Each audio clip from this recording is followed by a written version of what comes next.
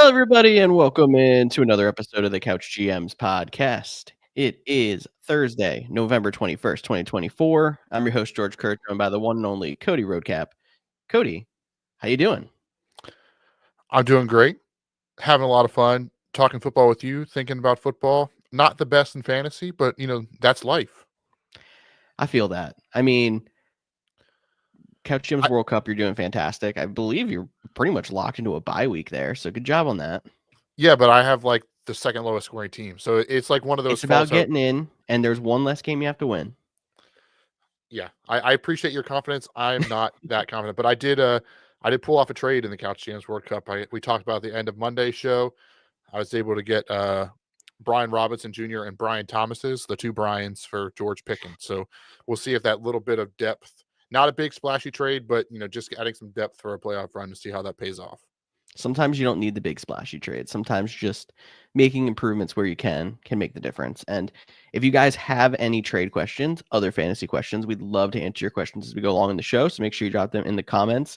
If we're not live, which we are Mondays and Thursdays at 6:30 East, you can drop them in our DMs and we'll answer them for you there as well.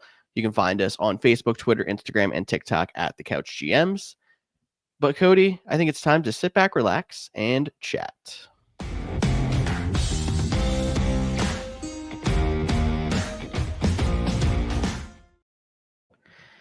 Let's take a look at New York. The Jets, to be specific. I'm sorry if you can hear my dog having a great time playing over here. The Jets fired their GM, Joe Douglas, and it is now reported that Aaron Rodgers is not expected to be back with the Jets in 2025, despite him saying that he is expecting to play himself in 2025. Cody, are you as excited as I am for the return of #RogersWatch? I mean, that'll be a great time for the podcast, great content. But can I interest you in where he's going? Because yeah, sure. Let's hear this because I'm very interested to see if anyone would even take him at this point. So time is a flat circle, right? We all know this. I feel like you're talking like Aaron Rodgers. Did you go hide out in the bunker for a few days? Not yet. I do think he has a documentary come out on Netflix next month that will be tuned if you really want. But I digress. So let me just go on this little spiel about where Aaron Rodgers might end up, and then we can get back to Joe Douglas. Okay. So let's say there's a team that has playoff hopes this year, but they kind of have a stopgap quarterback that's going to want a long-term extension. And their rookie first round, who's missed all season, had to get a second surgery on his knee. We're not doing this again. I'm sorry.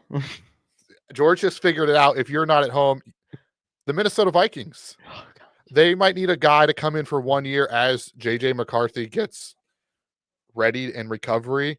Can we see the Packers legend go from the Jets to the Vikings yet again?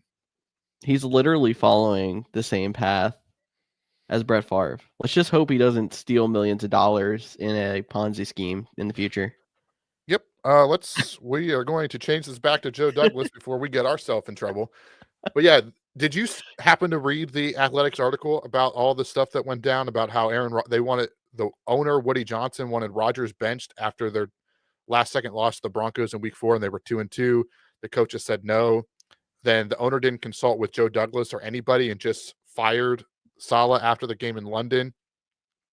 He forced him to fire one of his closest allies, and basically was like, well, he could just fire me then. And Joe Douglas hung on for a little bit, and then now he is out. So honestly, I think Joe Douglas is relieved to get out of that situation in New York, but it is comical as a Packers fan. We saw that, who is Joe Douglas, Brian Gutekunst, which GM is better, back when the summer of leverage, and we all knew the Packers and Jets were going to make a trade. We just didn't know when. And less than 2 years later, that whole regime is basically done for. That's absolutely insane to me that there was such a disconnect after a team that seemed like it had a pretty strong coaching and ownership and GM structure even 2 years ago to just fall apart that quickly. But I mean, Joe Douglas had been through a couple other things that were just absolutely questionable, like the handling of the Hassan Reddick trade and contract. So that was in the article too. They had a contract adjustment, and Woody Johnson turned it down. He made the trade with the assumption that he would be able to make this contract adjustment, and then ownership didn't let him propose it. Yeah. They also vetoed a Alan Lazard and a day 2 pick or for Jerry Jeudy in the offseason. I think that would have made a big difference. As well as Alan Lazard's played in his like role, he's not Jerry Jeudy. Yeah. So, and I think it begs the question on like who wants to go to that organization after all this comes out about the ownership. That's very true. You're going to end up getting probably a first-time GM who's trying to find their break, which honestly is how Joe Douglas was. Joe Douglas was an assistant in Philly. And then first-time head coach, which again, that's how Robert Saleh was. I mean, he was highly sought after, but he was a defensive coordinator in San Francisco. So you're going to have another situation like that where, like, obviously for a young guy trying to just break in, getting the job offer, you're going to take that job, but you're not going to get any high-profile GMs or head coaches, in my opinion. Yeah, it's also interesting that some reports say that after they fire the or they hire the GM, the owner wants to say in who the head coach will be. He wants to be fully involved in the process, and we'll have to wait and see how that plays out for the Jets. But that's why bad organizations stay bad. It's very rare you see an organization be bad for so long and make a shift. And I feel like one of the few we've seen in recent memory is the Lions. Yeah, I will say this about the Jets though. We're being pretty harsh on Woody Johnson. Joe Douglas, what was it, 6 years? Robert Saleh, 5 years. Like they got a decent amount of time to turn that around. It wasn't, you know, we see some organizations every 2 to 3 years, they're new GM, new coach. So they got a little bit of time, and finally, after another poor season with higher expectations, it just all comes crashing down. So maybe in the moment it looks rough. It sounds rough from the outside, but maybe we should look back at the amount of time they got to turn this thing around, and maybe that'll be a bright moment for a potential replacement. Yes, sir. I see we have a question coming, Cody. Do you want to hit that before we move on? Yeah, sure. I love questions. Thank you for pointing that out. Of So course. Kay says, "Hey guys, should I trade Pickens for James Cook PPR? I have Jamar, Josh Jacobs, Chase Brown, Najee, Pickens, Ladd, Marv. Owner has been gracious enough to wait after this week's game." So So you're trying not to take on another buy. I'm guessing that's why we were talking about waiting for after this week. yeah, I mean, I think that would I like it. I just talked about at the top of the show. I traded Pickens for Brian Robinson Jr. and Brian Thomas. James Cook is better than both those players, so I would go ahead and do that. And I get that it's a PPR, but James Cook does get used out of the backfield, so I do like that trade, and you get to skip his bye week. It's kind of like a win-win for me. Yeah, I'm just trying to figure out how you would build your roster here. I'm assuming it's typical 2 running back, 2 receiver, and then 1 flex. Your receivers would then be Jamar and Marvin Harrison. Your running backs, Jacobs and Cook, and you can flex Chase Brown, leaving Najee as an extra. I like that better. I'm assuming that would be most weeks. Yeah, you get to pick between Chase Brown, Ladd McConkey, and Najee for your flex, and if it's 2 flex, you're playing Chase Brown and uh, Ladd And James McConkey. and then Ladd McConkey. Yeah, Yeah, exactly. Yeah, no, I would go for it too. I think you're improving. James Cook is an improvement over George Pickens, even though Pickens has been doing better. Even better if you get Pickens tonight and then get to hit that accept button and it goes through next Tuesday. yeah, for sure. Especially if Pickens makes it out of the game, and that's also the nice part is like he's not banking on this game in particular. So if Pickens does get hurt, I mean, you lose out on James Cook, but it's no harm, no foul for both people. So Very true right there.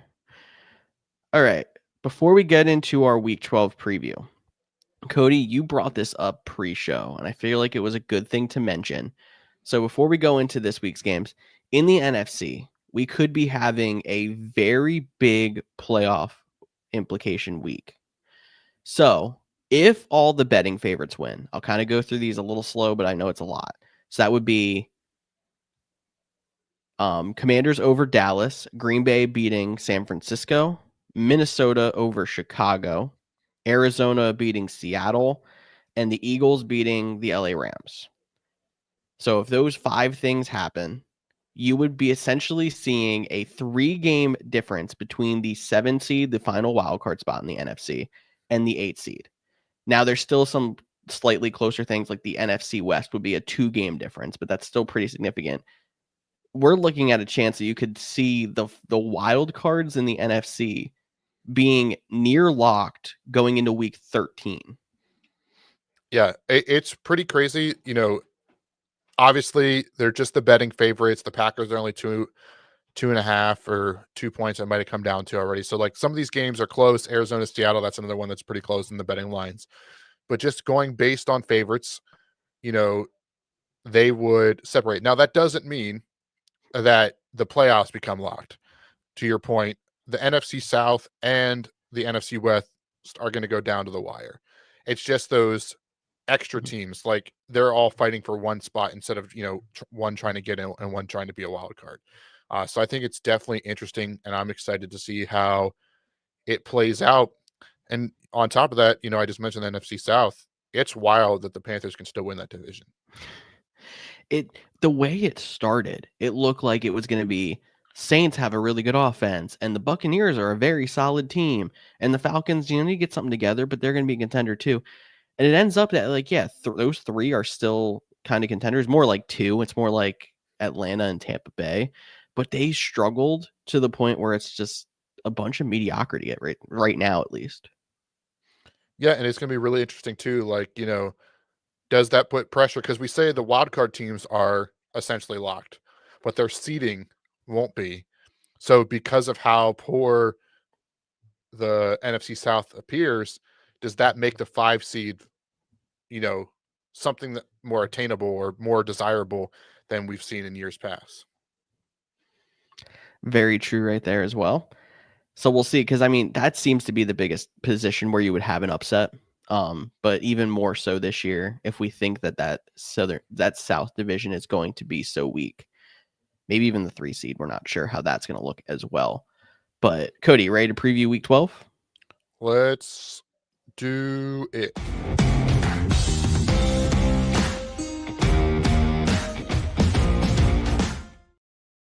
So we're obviously going to talk about some of these games, but fantasy is going to be huge this week. As welcome to Buymageddon Part 1, Part 2 coming in 2 weeks. Week 12's teams on bye include the Falcons, Bills, Bengals, Jaguars, Saints, and Jets. I have a whole laundry list of players on here, but there's at least 4 of these teams that you have 4 guys you're playing most weeks. So a lot of positions to replace this week. Definitely a lot of positions to replace. We're getting into the nitty gritty, as there's only 3 weeks left in your standard and the right way to play fantasy football, which includes week 18. So 16, 15, and 14 are your playoff weeks. That means 11, 12, and 13 are the remaining weeks to get in or go home. I know there's a lot of exciting matchups in the Couch GMs, which World Cup, which we got to update people on. But this week and in 2 weeks, I feel like Buymageddon was like week 6 and 7. Like I thought it was pre-trade deadline last year. Yeah, it would. There were 16 buys a lot earlier this year. And now this year it's like they had 4-team and 2-team buys. We had 1 week that didn't have buys earlier. Next week's not going to have buys if we're looking ahead because Thanksgiving. And then week 14, they're like, so 12 and 14, 6 teams sound good? Yeah, that sounds great. No, it doesn't. Fantasy Yeah, owners are like, what are we doing going into the fantasy playoffs, having 6 teams on bye? it's going to make week 14. I don't want to get too far ahead because we got a lot to talk about week 12. But that win to get in with 6 teams on bye, it's be one heck of a finish to the fantasy season. But let's talk about these week 12 matchups, get into some news, and let's start with that early window. And before we get too deep into actual fantasy football, we're going to talk about Buccaneers and the Giants. We talked a little bit about it on Monday, but just Daniel Jones has gone from getting benched to save money to teammates coming out saying, we don't like how this is being acting. Like, you can tell this is just for money. He's still the best quarterback in the room, which doesn't bode well for the great. And now he's essentially fallen from QB1 to QB4 after they added Tim Boyle to the practice squad this week, and he was running scout safety in practice today. So what are your thoughts of this how the Giants have handled the situation. Do you think they should just let him go home, kind of like the Raiders did with Derek Carr? At this point, probably. Like I get it. We've had the issues with Daniel Jones, and I've been like, I don't understand why I got the contract, whatever. You took this guy in the first 3 picks of an NFL draft. I think it was that early. 6th. He was 6th. My bad. Either way. Took him 6th. And then you gave him a huge extension. And you probably should have known, because most of us knew, that it was going to be a rough road if he was going to even succeed with that contract. So now to disrespect him and put this wrench in the team by knocking him all the way down to the 4th string, having him run safety with the scout team in practice, and basically feed him to the wolves that are the media at this point after all of this. I know he had a very interesting press conference basically saying goodbye today. It's just very poorly handled. And I don't think I would feel as bad if they kind of just either handle it better to the media, still had him as the backup and just been like, this is business, and just address the elephant in the room. Or if it was an organization that already wasn't in the spotlight for like other things they've done, example, the public handling of the Saquon Barkley situation on Hard Knocks in the offseason. Like, again, it's another one of those situations of like bad organizations staying bad. Yeah. And we'll have to see if it can get better as they approach potential number 1 pick territory in the draft. But we're going to talk fantasy this week. The good news is Mike Evans is on target to return for the Bucks. So We if got he some plays, reinforcements back, everybody. yeah, I've been trying in a couple of leagues to go out and trade for Mike Evans. I think he's going to have a strong second half and could be one of those league winners. Baker has been playing great with nobody, so he gets a top target back. No Chris Godwin still, so I think that does not, Mike Evans becomes the go-to guy. I really like what he has. But then on the other side of the ball, we just talked about no Daniel Jones. Do you still play like Malik Neighbors and Tyron Tracy this week against the Buccaneers, or like are you kind of out on all the Giants? I think it depends on your situation. If you are hit by bye weeks, like most of us are, then I think that kind of makes your decision for you. Because are you going to tell me you're going to go out there and play Malik Neighbors with Tommy DeVito, or you're going to go out there and try to add whoever it is off of waivers? You're more than likely going to have a better chance of getting upside out of Neighbors, because we have seen so many flashes, and he, I think, is a great talent who's going to be big in this league for years to come. So you're hoping that he's still going to get his. Tracy, kind of the same situation. I mean, maybe not as, big of a star, but he's been very solid since he's been getting a lot more of these touches. So I think I would go with the person that you have the track record with and kind of hope they still get a little bit going on offense, as opposed to going out there and especially at running back, trying to find some guys off the waiver wire. I know my wife is in a league where she has 3 running backs on bye in a league this week, and her only running back that was active is Jonathan Brooks. Searching the waiver wire for running backs is horrible. So if you have Tracy to fill in a gap, it's probably your best bet. All right, what about like Tyron Tracy versus the Buccaneers, or DeAndre Swift versus the Vikings, who are number 2 against running backs? I'd probably roll with Swift in that. Okay. Tracy looked pretty good before the bye, but I know there's a lot of issues. And then he obviously had the fumble in London to end the game too, which we'll have to see how that plays out. I feel like we've seen one game out of Singletary all year that was actually good. So like I'm not super worried because there's not a whole lot that's threatening his position on the depth chart at this point. That is a valid point, and Tracy has been one of the lone bright spots for the Giants. So would like to see them continue to feed him. But you just mentioned Jonathan Brooks. Let's talk about the Carolina Panthers. They're hosting the now Kansas City Chiefs that are no longer undefeated. Yeah. They're also coming off of a bye, playing the Giants in London 2 weeks ago. Jonathan Brooks is now a full participant in practice. It has not been determined if he's going to get his first game action this week, but it's trending that way, at least as of Thursday. Despite the Chiefs, the Chiefs, though, are the number 1 ranked team against running backs in fantasy football this year. Chuba had one heck of a game in London, and I know let's obviously buys play a factor into that. But if they don't, because would you fade Chuba at all in this matchup for maybe a guy like Rashad White against the Yeah, Giants? I would definitely do that. I mean, I think you're probably in slightly safer territory if Brooks doesn't go, just because they really don't have much else. But I don't think in his first week back from this whole thing and his first taste of NFL action, he's going to do enough to really hurt Chuba's touches. Like you could see Brooks come in and get 5 carries and be like, that's all I expected. And if that's the case, with how many carries Chuba's been getting, he's going to be fine. But because you're facing a team where his 20 touches could result in 35 yards, and that's a very good possibility. I'm definitely would go out there and try to find a better option on my roster. And I think White is a good place to go, even though I don't really think the upside there is great. His matchup's better. I mean, they should be beating the Giants. They should be running the ball. You would think that would at least give him more opportunity. Yeah, and if you're on team Bucky Irving over Rashad White, is what they're kind of At a either of 50-50 them, split. exactly. Yeah, was my whole point. I was saying if you don't think he's the starter, we can go with Bucky Irving as well. On the Chiefs side, like Patrick Mahomes still continues to struggle a little bit. I mean, if you look at last week, he had 3 touchdowns and traditional 4-point touchdown for 4 points per touchdown quarterback scoring and finished the day with 15 points. Yeah, he had the interception at the end, but just they don't have the yards. That offense isn't very explosive. They're winning these close, lower scoring games. You have to think and eventually it catches on, maybe against a team like the Carolina Panthers, but this could also be a big game for Kareem Hunt as well. It could be because I don't think Pacheco's supposed to come back here yet. They haven't said. I know they activated his window last week, but they didn't anticipate him to play.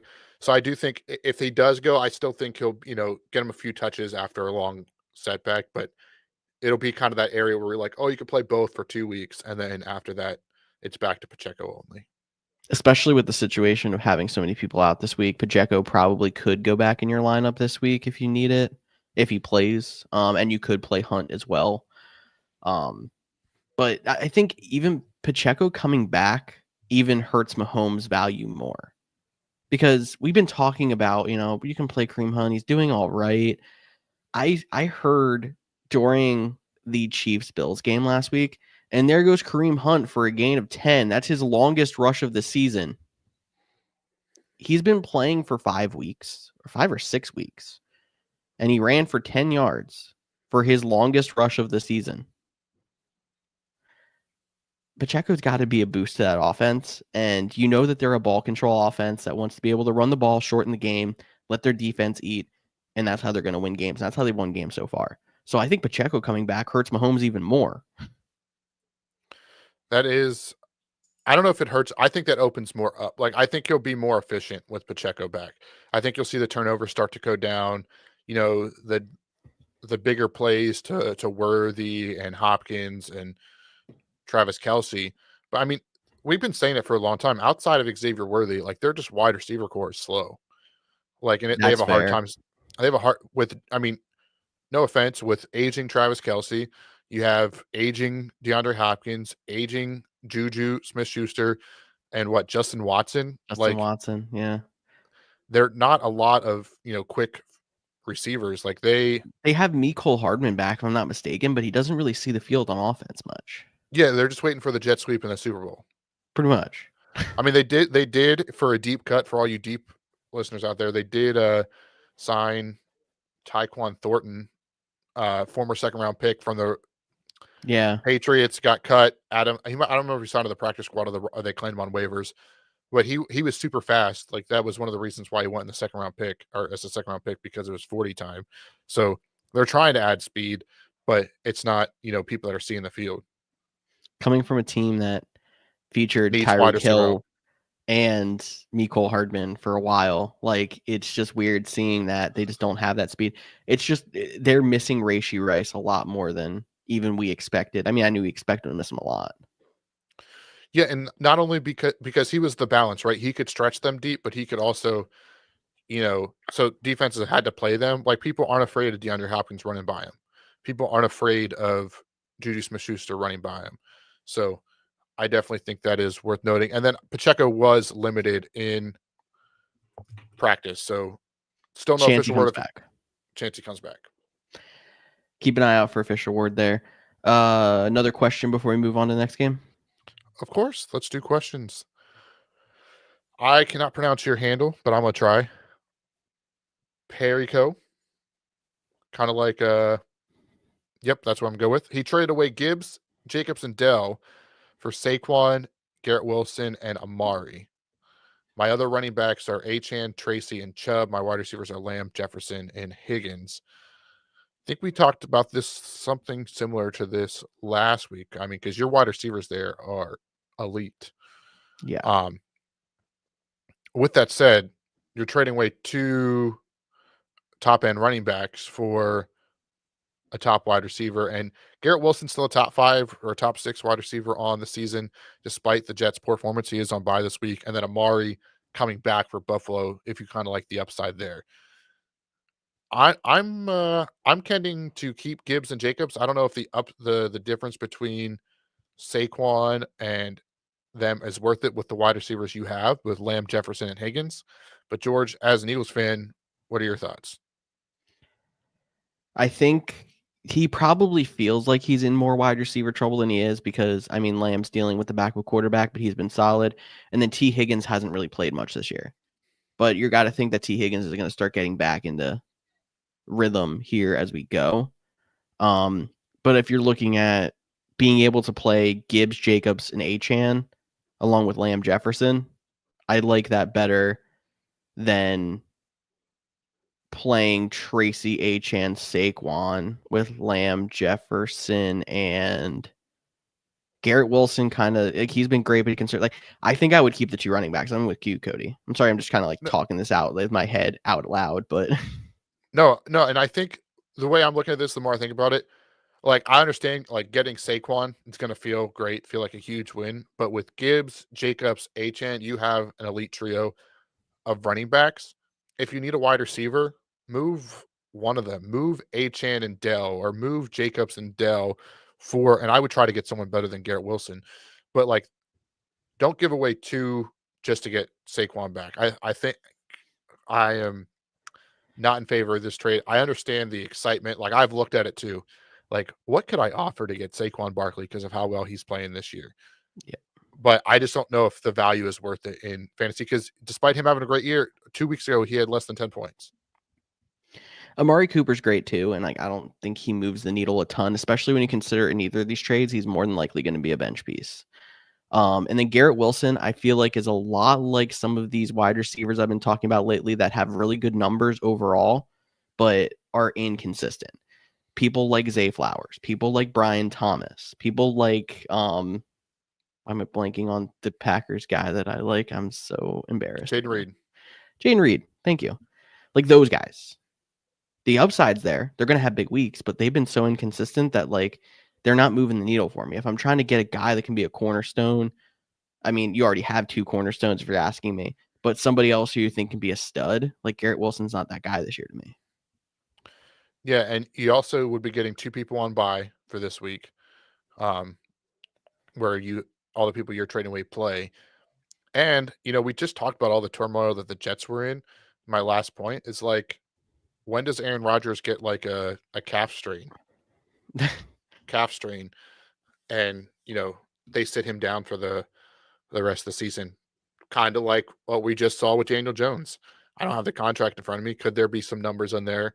Like I know has a big dead cap number, but if they really do want to move on, I'm sure there's some injury guarantees or something. That's fair. That's a good point. So I hope that helps. It sounds like you have a great roster. So regardless, you should be a contender. But we can move on to another divisional matchup here. We got Cowboys at Commanders. CD Lamb went from limited participant to DMP, so good time to talk about him right here. I'm not super worried because he, popped up on the injury report on Saturday last week, still played on Monday. It didn't seem like it was anything serious. I'm assuming this is a load management thing with him. Yeah, I would imagine that could probably was the day they were in pads, didn't want to bang up the back. Mm-hmm. So yeah, He's I'm probably with going you. to be in this situation a lot through the rest of the season. Not a lot of practicing, still goes out there. If he doesn't come back to limited though next week or tomorrow, I would have some concern just because of the state of the Cowboys and where they're at, despite DraftKings tweeting out how they could still make the playoffs, or which we don't have time to recite that laundry list of things that needs to happen. But A lot of people losing out. the good thing though is if he does play, the Commanders are very deceptible through the past. They have weak corners, and they traded for Marshawn Lattimore, but he's still not practicing with a hamstring. So, I and don't know you how he expect passed the physical to get through that trade, but we'll take it. they, but so you expect the Cowboys to be down. You expect them to have to throw. Lamb's the number one target. So if he's good to go, limited game, at least it's a game time decision. Will be a 1 o'clock game this week instead of Monday Night Football. So that's the other thing too with the DMP. It's a short week for him as well. Fair. And yes, hopefully more options to replace him because he plays in the 1 o'clock window. Any other things to talk about here? Are we concerned about any of the Commanders' weapons? Like I know Terry McLaurin threw up a bust, and it wasn't a great game for Jaden Daniels last week. Was it the matchup? It is not the. I mean, it was the matchup for sure. The short week, Thursday nights are always weird, especially when you're the road team. Like I'm not too worried about it. I am interested though because I brought this up with our group chat. Um, I, Commanders, they're not quite like the Vikings, Seattle, Green Bay, Buffalo cold weather teams. I don't know why I put the Vikings in there. They play in a dome. I'm sorry. Let's take that back. They don't play at that stadium anymore, like where they missed that kick. But Yeah. Jaden Daniels comes from Arizona State, LSU. Did the cold start to get to him? Because it was cold in Philly last Thursday night. This will be a 1 o'clock game, but the temperatures are starting to drop. Will that play into a factor as well? I think he'll play through it. I think he'll be fine, but it is just something in the back of my head that I'm watching. Not worried about it for fantasy, but something I'll be paying attention to as we move forward the rest of the season. Something to think about. Good job, Cody. Moving on to the New England Patriots and the Miami Dolphins. Tyreek Hill, full participant despite his wrist injury. This is something that's going to be popping up in the injury report the whole rest of the season, but he is committed to playing through it, as we've heard, and then is going to get surgery in the offseason. So he is all about trying to make this run to get the Dolphins in the playoffs. Yeah. I mean, the only downside of that is like if Hill's out there, he's in your lineup. He only has 3 touchdown catches, so it's been a little bit of a disappointment. So hopefully that starts to regress as Tua gets back and this offense gets, going at a higher rate. The only thing you have to worry about with him is the long-term concerns, though. If they fall out of the playoff race, he already knows he needs surgery. If you get to those playoff weeks in fantasy and the Dolphins are done, does he go ahead and get the surgery then? Like that's the only thing you have to worry about. But we're past trade deadlines in most fantasy leagues, so it's not like you can go out and no, we're not. We're not past trade No, deadlines. next week. I Next know week. that our League of Record and the Couch GM's World Cup trade deadlines are next Friday. So still Yeah. time. It's always around Thanksgiving, but Normally Black Friday in leagues that I'm in. So sometimes I'm surprised it's not before because Thanksgiving's so much later this week. But I guess that didn't affect the season starting. It's still the same week of the yes. season. But yeah, he would be a guy that I might try to sell on a name, especially if he has a big week this week.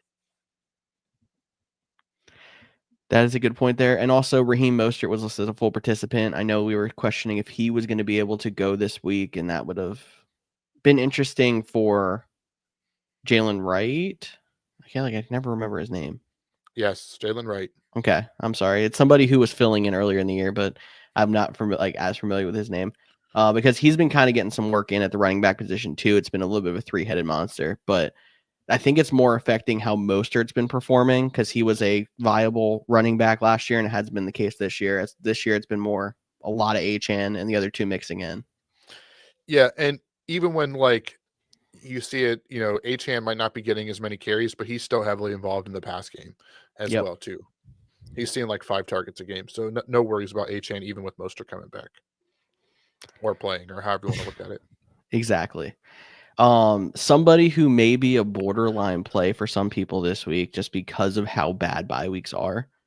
I think Ramondre Stevenson can crack lineups just because he's been more productive. But I think some people might be desperate enough to have to consider Antonio Gibson. What are your thoughts on him?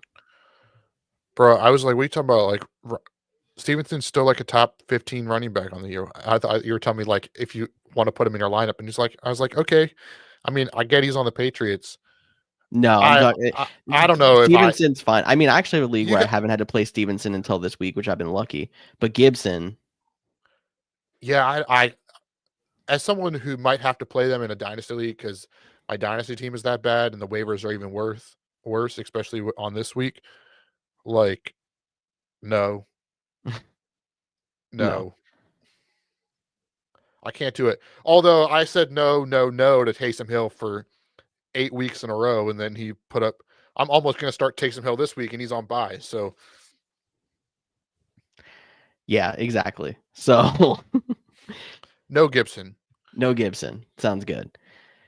Keeping with the divisional, a lot of divisional matchups in the 1 o'clock window. Titans at Texans. If you see Calvin Ridley on the injury report, he was a full participant, but he was sick, so everything should be good to go by the time Sunday comes around. And Nico Collins not on an injury report either. It was good to see him back. And how frustrating was it on the first play on offense for the Texans to see him go for a touchdown and it got called back by a penalty? No complaints here. That help you win a game? I don't think it worked off in the end, but it let me feel alive for a little bit longer than 10 seconds. It let you have hope and then get it ripped from you in the fourth quarter instead of with 14 minutes left in the first quarter. Speaking of high hopes, the Texans defense, 3 sacks on the second to last drive, giving me a 1-point victory in the league of record. So I avoided Hey, getting Taysom Hill. Glorious. the fact that you avoided getting Taysom Hill is like worth 2 victories. So props to you on that one. Thanks, Texans defense. And thank you for letting Deuce Vaughn be the garbage time running back and not Rico Dowdle, who my opponent had.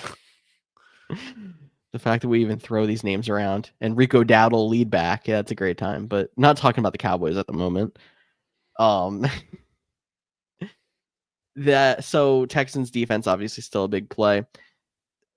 I feel like there's been this going around in pretty much every one of my leagues, and I get the matchup is good this week, so maybe that's why I've seen it so much. A lot of people still rolling with CJ Stroud at starting quarterback on their fantasy league teams.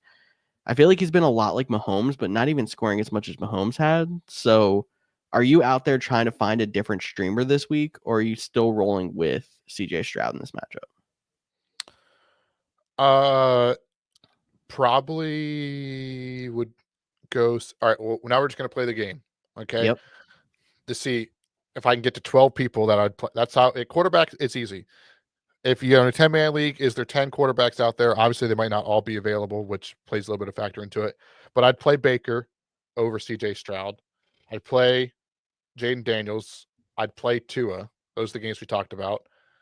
I'd play Goff. I would play Darnold. I would play Bo Nix, Jordan Love. Purdy's the interesting one. Kyler Talk about Murray, Purdy in a bit. Geno Smith, Jalen Hurts. Yeah, I think I'm out. I think I'm not playing him. Because you still didn't even say Matt Stafford, Justin Herbert's a potential, definitely Lamar Jackson. So yeah, I got you there. The Titans defense is a very good defense, so I would definitely fade him if I can. I like it. There's just a lot of people that I think I've just been like set and forgetting it almost with CJ Stroud, and I was very confused by it. So I didn't know if it was just me.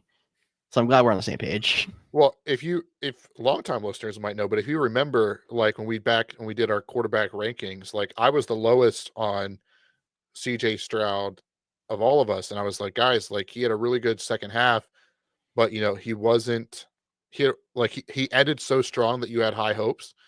But like if you looked at over the course of the season, he had some rough patches, and their offensive line, especially up the middle, is a little suspect. He lost Nico Collins. They've lost Stephon Diggs. Joe Mixon looks great, but that's also detracting from CJ Stroud. And in a tough matchup, I would try not to play him. I like it. Anything you want to talk about on the Titans side before we move on? Calvin Ridley should be in your lineups, especially with all these bye weeks. He's still seeing like 40% of the targets. They're not putting up a ton of points, and it doesn't always get caught because their quarterback is Will Levis. But they had a deep touchdown callback penalty to Calvin Ridley. Nick Westbrook-Akine had a 98-yard touchdown, I believe, last week. So like they're still pushing the ball down the field, going deep. So Calvin Ridley should be in your lineup. I just had a random throwback. So there's somebody on Survivor right now, if you're a Survivor fan, that is a sports reporter. And I was like, I wonder what he reports on. So I went to his X profile, and it was literally like Survivor photo. Nick Westbrook-Akine should be in the Pro Bowl. He's a Titans reporter. And I was like, what? That's why he's on Survivor. He decided to skip the season. He might as well have. He's not Obviously, missing anything. Yeah, I was going to say, it's already been taped and done. He is Yes, back of on the course. sidelines covering.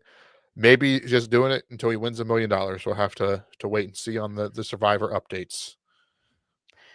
I will keep you guys updated on how that goes. I'm not going to throw any spoilers out there for anyone who is maybe behind on it, but Lions at Colts is our next matchup. I'm in a situation where I'm streaming quarterbacks this week, and I know it's a red matchup, but I'm intrigued at potentially playing Anthony Richardson. What are your thoughts? Oh. Okay. Oh, I thought you were going to be like, it's a red matchup because the Colts might have a good defense to play Jared Goff. Like, no, just play Jared no, Goff. playing Jared Goff. No, Okay. Anthony Richardson on the other side. Yeah, like you take him with the upside for rushing ability. He brought the Colts back to beat the Jets last week. Like, he is definitely inconsistent, but with his legs and his ability, you expect them to be behind, that you want to roll him out there. Just know that like there's a chance he throws 4 picks. Chance throws 4 picks, and if he does, you hope he gets 2 rushing touchdowns to go with it. Pretty much is where Exactly. you're at. Then no harm, no foul. Exactly. Sure. Other than that, I think this game's pretty straightforward. I don't love Jonathan Taylor in this matchup. I think he's been struggling a little bit, but he's someone you're putting in your lineup because you need it, and there's so many buys and star power. But I don't think there's really anything different than you're usually doing in this game. For sure. I'm definitely playing all those. And the reason we're not talking about injuries is because both these teams had like 4 or 5 people on their injury report where everyone else has a laundry list. That's And impressive for this late in the year. Yeah, Michael Pittman was a full practice too. So that's the one name that you might have been worried about. And he played last week, which was out of nowhere. They expected him to miss a few weeks, and all of a sudden it's like, Michael Pittman's active. Remember when he was going to go on IR, and then all of a sudden, Yeah, either didn't miss a game or he missed one game. It's ridiculous. For sure. All right, Vikings Bears. Let's talk about this. How do the Bears recover from getting their last second field goal blocked? Are there any other fans you saw saying, if this happens to my team this week, I'm going to leave Twitter? Anybody? Are you going to keep the chain going? Nope. Okay. The Bears are kind of in a tailspin right now, and it was rough because they really did play a solid game to stay in it with Green Bay and should have won until they got that field goal blocked. But it's going to be a lot of stop the bleeding for the Bears, but I'm really expecting this game to be 14-12. Like, the Bears offense has been pretty stagnant still. The Vikings have been winning with defense lately. Like, Sam Darnold's done fantastic. They obviously still have their weapons, but they have not been the greatest on offense for the most part over the last month and a half.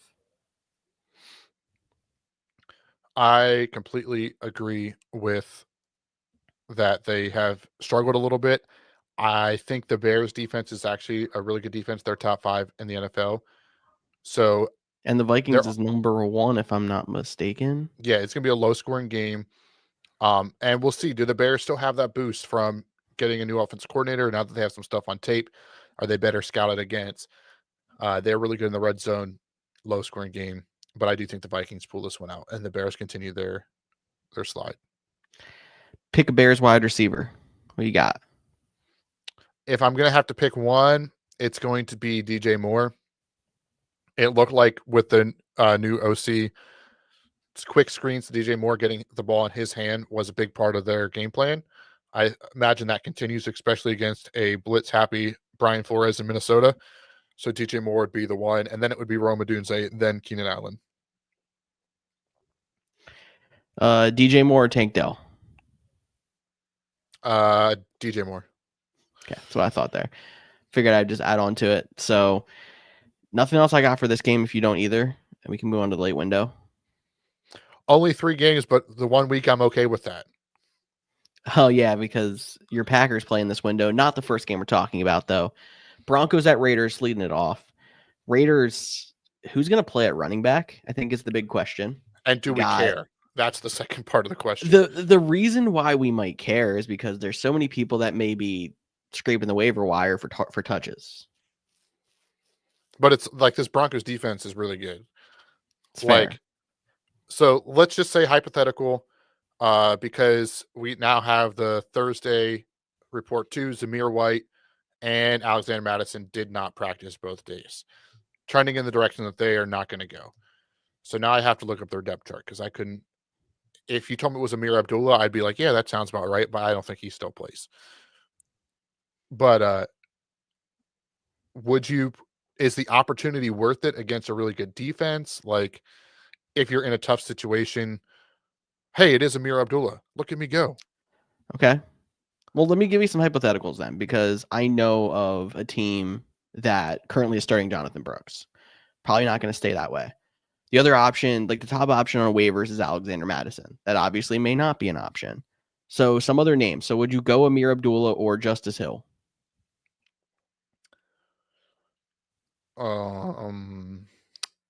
Probably Justice Hill. Okay. Roshan Johnson. Roshan. Jaleel McLaughlin. Yeah, I would pass on both him and Abdullah. Yeah, and then we're down to Antonio Gibson, who we've already talked about. I would play Gibson over Abdullah, and I was very adamant about not playing Gibson. So it's Justice Hill, Roshan Johnson at the top in that group, which unfortunately may be a group that some people are considering this week. Yeah, unfortunately, that is the downside of bye weeks, and hopefully you're not in that situation. You could have someone else and you could put in your flex. But if you're like me and it's like, screw it, I don't care about bye weeks, and you have 10 people on bye this week, you might not be able to do a whole lineup. So don't drop anyone down for Amir Abdullah. And if your league does not allow you to start an incomplete lineup because you don't want to drop people for bye week, get some rules adjusted. Like, we get the being competitive thing, but if it's also hurting your competitiveness if you have to drop somebody good just to fill a lineup. Just take the L. Get ready for Thanksgiving early. Enjoy that food and football that we'll be talking about next week. Moving on to Cody's game, 49ers at Packers. My bad. I know there's a lot to talk about on the 49ers side. I'll let you start with either them or the Packers, your choice. Yeah, I mean, I'm just going to highlight like we talked about this at the top with the potential for playoffs, right? Like, and this game is at the heart of it. Like, the 49ers lose this game, they go to 5-6, and they're currently 4th place in their division. They were in the Super Bowl last year. Like, this is a must-win game for them. They have Green Bay's number. They beat them in the playoffs last year to, go to the NFC Championship game in a game they were losing for 58 minutes. Like, Green Bay's going to be hungry to get revenge. And this should be a great game. The big question mark, though, and I think that's where we have to start, is Brock Purdy. Limited in practice right before we went live. They said that they were pushing back quarterback availability to Friday to get a better handle on the situation. So it could be Brandon Allen this week. I'm not that worried. Like, don't get me wrong, it is a drop off if Purdy can't play, just like it is for any quarterback. But with Kyle Shanahan and a guy that knows the system like Brandon Allen does, I think they could still be competent and competitive. I think I would much rather them have Brock Purdy out there to make the game, as competitive as possible, and that would help with all the weapons. But that's one to monitor. But the good news for the 49ers fans is, despite missing last week's game, George Kittle is not on the injury report, and so he is expected to go this week. That is a big thing for them because they are it's amazing how I think there's two people on their offense that really make it go. And I'm not even counting McCaffrey at this point because we've seen most of the season without him. And I feel like he's been back, but not been quite like up to where you see it. And I have a question about him in a second, but um, when they're missing Kittle or when they're missing Debo, their offense completely changes. And you notice a big difference. So being able to have that core of McCaffrey, Debo, and Kittle on the field this week is going to be a big difference. And I think it's going to make it more competitive. Obviously, you hope they still have Purdy, but we've seen the 49ers be able to produce with a number of quarterbacks because that system is super friendly to the quarterback position. About McCaffrey. So I saw maybe a bold take this week. Matthew Berry, who works for NBC, talking fantasy, his running back rankings for week 12. Number one running back, Christian McCaffrey.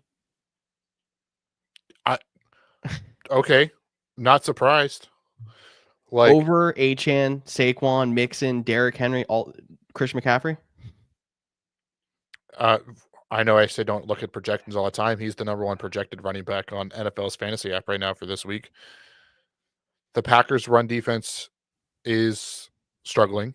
DeAndre Swift has had one of his best games, especially if Brock Purdy's injured. They're going to rely on him, and it's not like he's been bad. He just hasn't been MVP level, but he's still been really good as a running back in his 2 weeks back. He's even healthier.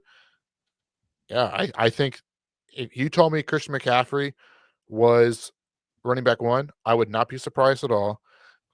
I wouldn't be surprised if he beats out Derrick Henry, beats out Saquon, beats out Achane, all those names you just mentioned, because I told you, this is a win now, must-win game for the 49ers. They have to win this game to keep their playoff hopes alive. I think if they lose this game, they go to like 17% chance to make the playoffs. So not mathematically out. And on the Packers side, they go from 70 to 93%. So it's a big game for both of them. And Yeah, they're because going to that have to also rely on. basically lock the Packers into a wild card spot, like we were talking earlier. I mean, as long as like some other people, like it's Mm-hmm. still 5 weeks left, so you don't want to ever say, a lock is a lock, but Yeah. it would make things, and they would have to have an Eagles level collapse from last year to miss. So they're going to ride their best players. They're going to ride Christian McCaffrey. They're going to ride Debo. They're going to ride George Kittle, and especially with a banged up quarterback. But I think that to your point about Debo and George Kittle being so valuable to their offense is why even without Brock Purdy, I think Brandon Allen can be competitive with this team. I've just seen it with so many quarterbacks that I have no doubt that it's going to still be competitive no matter who plays quarterback. And maybe it's just, the Packers fan that has nightmares of losing to the 49ers in the playoffs and in the regular season over the last, 10, 12 years. But like the 49ers all year have felt like a sleeping giant just ready to wake up. In a must-win game against a team they've dominated, their head coaches have a history, they're two historic franchises. Like this feels like a game that could awake that giant. And for as good as that game is, it's probably still rivaled by the other game in the late window. Don't be disrespectful. You're welcome. Last game in the late window, we have the Arizona Cardinals and the Seattle Seahawks. Talking about how the 49ers line up in playoff hopes, they are probably Seahawks fans this week, which sounds absolutely ridiculous because they despise each other. But the Cardinals leading the division there, and that could flip very quickly if you have a Niners and Seahawks win in this late window. Yeah, I don't know how the tiebreakers would break out because I know the Cardinals are up a game currently. They're 6-4. Yeah, 6-4 right now. Yep. Once you get to the bye weeks and some teams are equal 12, some teams will equal 11 after this week. It drives me crazy. But Cardinals, they're up. So, they want this game to get, put the nail essentially in the Seahawks coffin. Like, big game, a lot on the line. So you're right. This could be a very well, down to the wire game as well. But I don't know if I'd have to look at the rest of the schedule because, like, does the division, because the 49ers lost to Seattle last week, does that jeopardize their division record more to pass them? All kinds of crazy trade scenarios. But the Seattle Seahawks, Arizona Cardinals should be a good game. My question for you is, Mr. JSN, 10 catches, boatload of yards, touchdown or two last week. I don't remember his exact stat line, and I'm poorly prepared to have it in front of me. Are you chasing those points this week against the Arizona Cardinals? I don't think it's even chasing points at this point because he's honestly been very good most of the season, and just been kind of flying under the radar. Let's see here. Before the bye week, put up 34, had the bye week, and then came back, put up 17. I don't think these numbers I think might include a bonus, so it's probably more like 32 and 15 or 16. I was looking in the league I'm not used to looking in. But still, like he's been having a decent target share.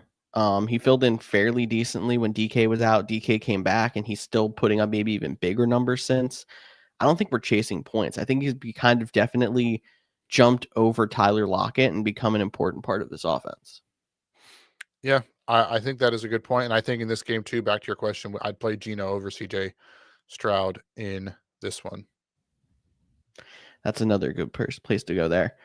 We're trying to find, if you're a team that feels like you need a little extra push going into the fantasy playoffs or to make the fantasy playoffs, you're trying to find kind of diamonds in the rough or guys who may be the sleeping giants, similar to how you're talking about how the 49ers are. One person I've heard going around fantasy circles is somebody they expect to have a pretty good end to the season. Marvin Harrison. So a lot of teams drafted him in the second, maybe third round, have been disappointed with the inconsistency so far. Maybe you can get a little bit of a discount over what his value should be. Is he somebody you would be going out there trying to maybe undercut and buy low on? Yeah, I would do it. I would go out and try to trade for Marvin Harrison. I might send a trade in our league of record after that. I don't know who's got him, but you got a trade coming to you. Because yeah, I think he has a good schedule coming up. They started to get him involved in more ways last or the week before the bye week. They had a bye week to be like, all right, we're a good team. Let's feature our best players. And I think Marvin Harrison could be in for a league winner. One of those players that's in that conversation as we move down the stretch.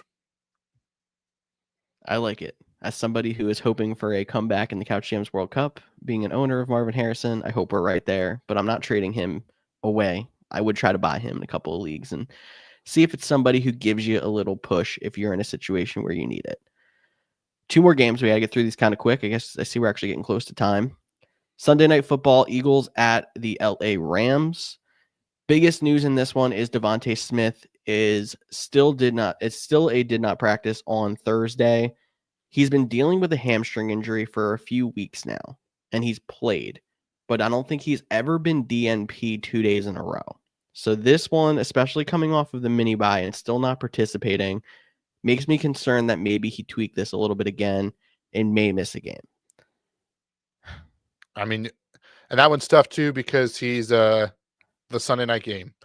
Yeah. So I guess your hope with this one is because especially with bye weeks, like is Demarcus Robinson sitting out on waiver wires right now that you could pick in and swap start if he can't go. I think Friday's going to be a big day. What's his official designation status? Does he go to questionable, doubtful, or out? And if he's doubtful or out, right away you got to find a different option. You could look at the full slate. If it's questionable, this is a game that's a positive matchup that you might want to hang on and then pivot last second to a Demarcus Robinson or even a Quentin Johnson, Lad McConkey, whichever one you can get on the waiver wire in the Monday night game that we'll talk about in a second and next week.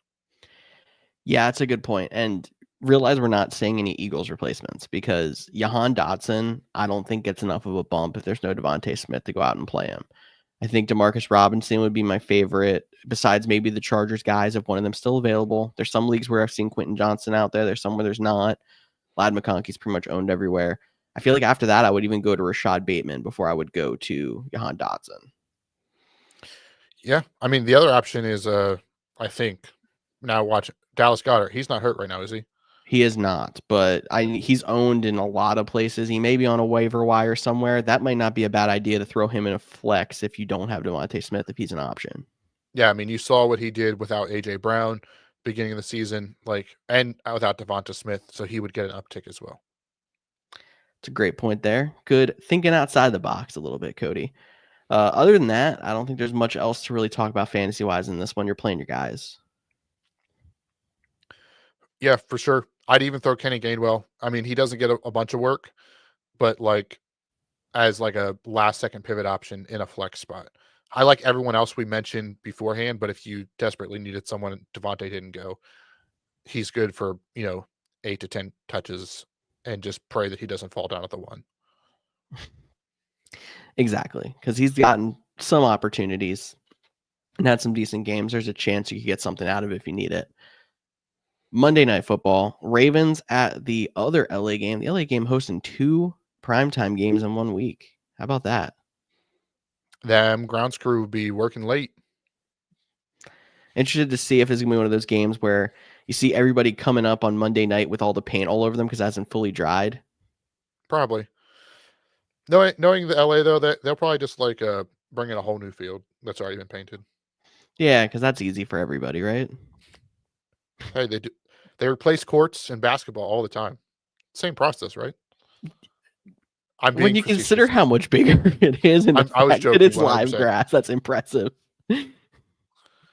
It's not Well, I mean, live they completely grass. drain down the ice and put it back in hockey. I'm just totally kidding. They cover it. If anyone didn't know that, that's your insider knowledge right there. Exactly. They just put some rubber over it, then they put the basketball court down, and you're good to go. Exactly. Anyway, Ravens at Chargers. Harbaugh Bowl. The Harbaugh Bowl coming back. The Chargers are just a well-coached team, man. I feel like they're not the most impressive roster, but They should man, they're have won competitive. last week, Yeah, but they did. they're just competitive. They're scrappy. For sure. No, it was they're scrappy. That's a good way to put it. And this Ravens team, which team's going to show up? Because they've Yeah, definitely had some imposter syndrome a couple weeks this week, and they need to bounce back. And after a tough divisional loss to the Steelers, they need to bounce back in a big way against the Chargers if they want to keep race for. I mean, they're probably out of the number 1 seed, but they're still an outside shot at it, and if they can't lose anymore if they want it. exactly. They just are the least disciplined team in the entire NFL. So many penalties. They've even gotten away with not having some called on them. And then on top of that, just not finishing games. Yeah, that's a good way to do it. And we saw what happens when a team can't finish a game last week against the Chargers, and the Chargers took advantage. So this one should be a fun one, at least. Exactly. And thinking about it, we'll talk about it more on Monday, but good to just touch on it, I guess, because there's so many bye weeks. We have one more game to cover, and it is tonight's game. So why don't we hit that, Cody?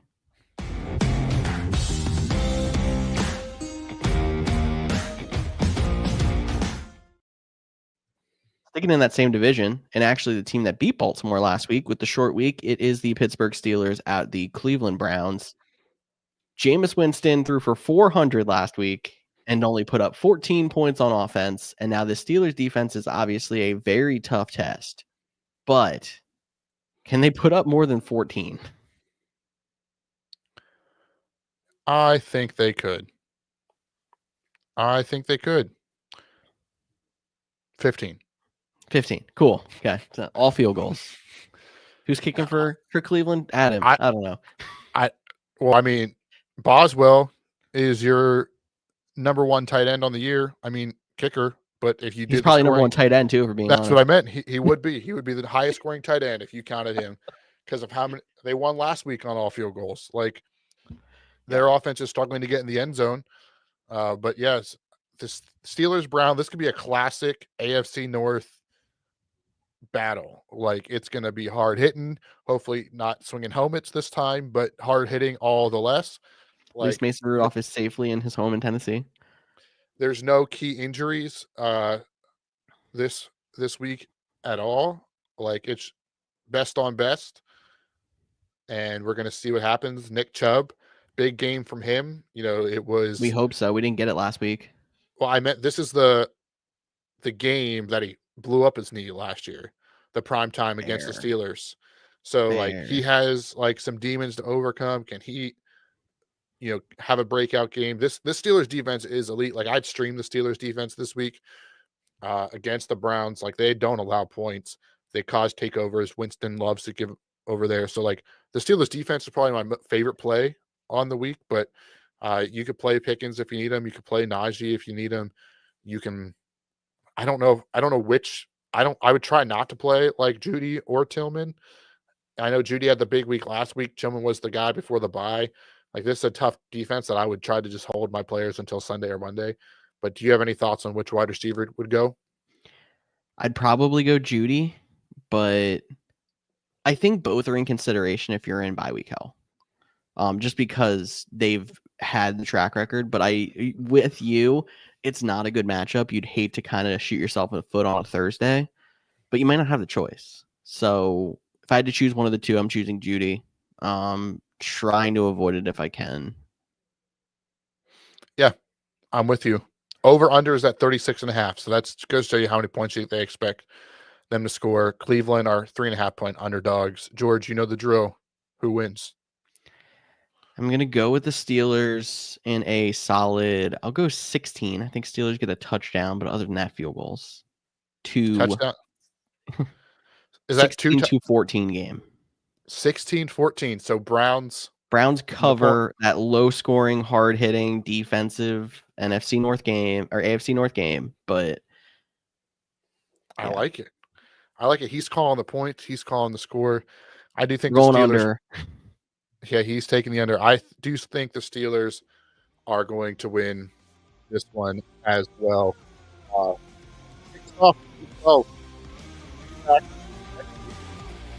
The episode of the Couch Jams podcast. Stay tuned on social at the Couch Jams Facebook. We'll be back on Monday for sure. Still figuring out the dates around the holidays. We're thinking Wednesday, maybe later in the week, but we'll let you update then. As always, make sure you follow us on Facebook, Instagram, Twitter, X, TikTok, all those good places at the Couch DMs. And I'm Cody Roquette. That's George Kurth. We'll talk to you Monday. Good luck in fantasy this week.